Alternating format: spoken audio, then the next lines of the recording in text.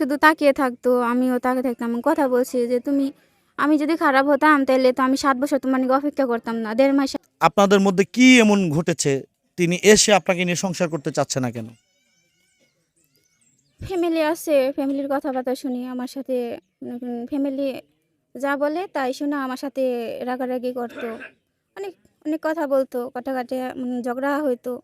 এগুলা নিয়ে আমারে এখন নিতে চাইতেছে।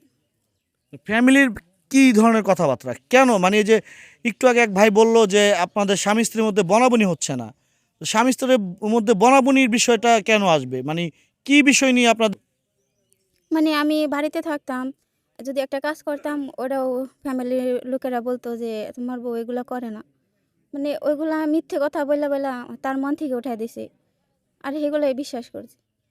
আচ্ছা, আপনি একজন প্রবাসীর স্ত্রী। সিঙ্গাপুর আপনার স্বামী ছিল সিঙ্গাপুরে। আপনি কি কখনো কল্পনা করতে পেরেছেন আপনার সন্তান তার বাবাকে বাবা ডাকতে পারবে না বা তার বাবা থেকে বাবা-মা আলাদা হয়ে যাচ্ছে। এই ধরনের কোনো কথা আপনি বা চিন্তাভাবনা কি কখনো করতে পেরেছেন কিনা? আমি কখনোই করি না। আমি এখনো ভাবি। কি ভাবেন? আমি থাকতে চাই। আমি তার ফ্যামিলিতে যেভাবে হোক থাকতে চাই। আমি যদি আমি এই সন্তানে আমি জীবনে এতিম করতে চাই না। আমার একটাই সবসময় আমি যখন থেকে বিদেশ গেছি আমি তখনই বলছি। আচ্ছা, তিনি একবার কি চলে আসছে না ছুটিতে আসছে? আমি সেটাও জানি না। সেটাও জানেন না।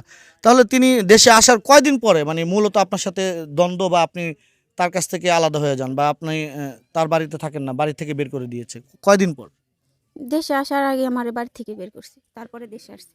তিনি দেশে আসার আগে আপনাকে বাড়ি থেকে বের করছে। তারপরে দেশে আসছে। দেশে আসার আগে বাড়ি থেকে বের করার মূল রিজনটা কি? মূল হচ্ছে আমার ননাস, ননাসের জামাই হেরাই আর আমার শাশুড়ি। তো তারা আপনার ননাসের জামাই বা শাশুড়ি তাদের কারণে মানে আপনার সংসারটা মানে এলোমেলো। হুম। ডিভোর্স হয়েছে আপনাদের? হুম। ডিভোর্স হয়েছে? না এখনো হয় নাই। কিন্তু মিথ্যে একটা দিছিল ওটা হয় নাই। এখনো হয়নি। থাকতে পারে কিন্তু আমার দীর্ঘ বিশ্বাস অন্য কোনো জায়গায় না, ফ্যামিলির কারণেই। কারণ ফ্যামিলি বলছে যে আমার যদি বাড়িতে নেয় তাহলে আমার আর আমার ননাসে ভাইয়ের পরিচয় বাদ দিব। আর বোনের জামাই তালাক দিব। এই কারণেই নাকি আমার এ বাড়িতে নিব না।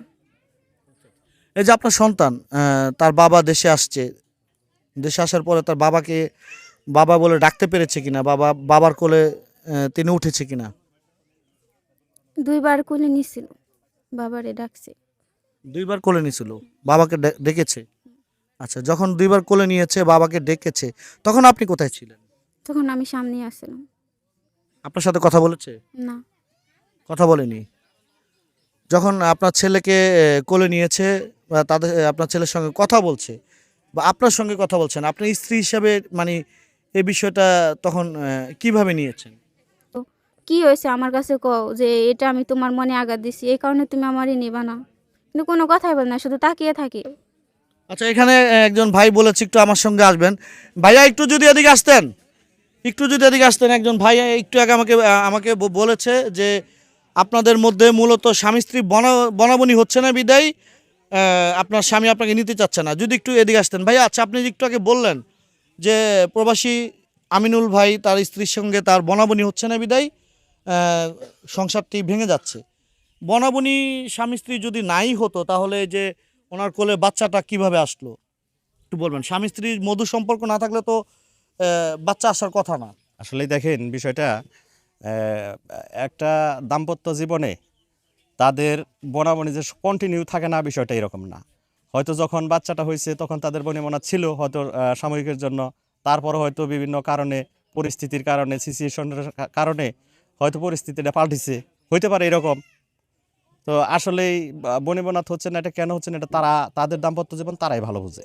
আচ্ছা, উনি তো যেটা বললো যখন ওনার স্বামী ওনাকে বিয়ে করে বিয়ের ২ মাস পরে ওনার স্বামী প্রবাসে যায় এবং তখন তিনি রেখে তার স্বামী যায় প্রবাসে। তার ৭ বছর পরে ফিরে আসে। এখন তার ছেলের বয়স হচ্ছে ৫ বছর।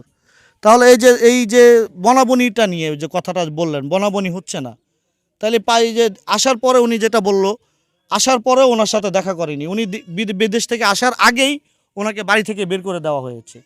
তাইলে আপনি বিষয়টা কিভাবে দেখছেন? মানে এটা কি পারিবারিক কোনো কলহ নাকি? আসলে এই যেমন বাতাস দেখা যায়, অনুভব করা যায়, হয়তোবা যখন ছেলেটা বিদেশ গেছে তখনই তাদের মধ্যে একটা হয়তোবা মনোমালিন্য ছিল, হয়তো তখন মানে অভিমানে বা সংসার চালানোর জন্য বা যে কোনো কারণে ছেলেটা বিদেশ গেছে, বিদেশ যাওয়ার পরে হয়তোবা এই কাজটা করছে। কিন্তু আসলে এই বনিবনাত কেন হয় না একটা দাম্পত্য জীবন, আসলে সেটা আমাদের কাছে প্রশ্ন করে এটার কোনো জবাব নেই। আচ্ছা আচ্ছা, ভালো কথা বলেছেন আপনি।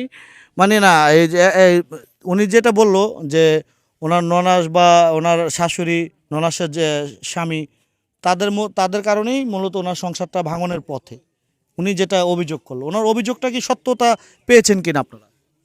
আসলে এই ঘটনাটার সাথে আমি আগে তেমন বিষয়টা জানি না, তবে আমার বাড়িটাও একটু দূর, আমি আগেও বলছি। তো এখন আসলে এইগুলো এখানকার স্থানীয় যারা আছে তার শাশুড়ি বা ননদ, তাদের সাথে কেন বনিবনাত হয় না বা এটা সত্যতা যাচাই এগুলো আসলে স্থানীয় মানুষের কাছে জিজ্ঞেস করলে ভালো হয়। আচ্ছা, আপনারা কি আপনাদের কাছে কি দোনোপক্ষ অভিযোগ করেছে কিনা? আপনি চেষ্টা করেছেন যে? আমি আমি আসলে চেষ্টা করেছি, ছেলের পক্ষকে বলছি যে মেয়ের পক্ষ তুমি যদি নাই রাখো, আমি অনেক সংসারটা টিকানোর জন্য চেষ্টা করছি, ছেলেকে বুঝাইছি, ছেলে কোনোভাবে এই বউ মাইনে নেবে না।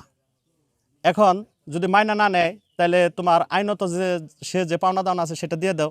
ছেলে এটা বলছে যে হ্যাঁ আমি পাওনা দাওনা যা আছে এটা আমি দিয়ে দিব, বা ছেলের খরচপাতি যা আছে সেটাও আমি দিয়ে দিব। এই কথা বলার পর আমি এই মেয়েটার সাথেও কথা বলছি। মেয়েটা বা এই মেয়ের সাথে একটা গার্জেন ছিল, এক ভাই ছিল, উনি আমাকে বলে গেছে, এবং এটা ফুলবেড়া ফাঁড়িতে বসে দারোগার সামনেও কথা হয়েছে। দারোগাও বলছে যে তাহলে এটা একটা ফাইনালি ফয়সালায় যান আপনারা। তো ওই ছেলে পক্ষ মাইনে গেছে, এবং এই মেয়ের পক্ষে যারা ছিল তারাও মাইনে গেছে যে আমার ওই দিনই অথবা তারপরের দিন তারা আমাকে ফোনে জানাবে।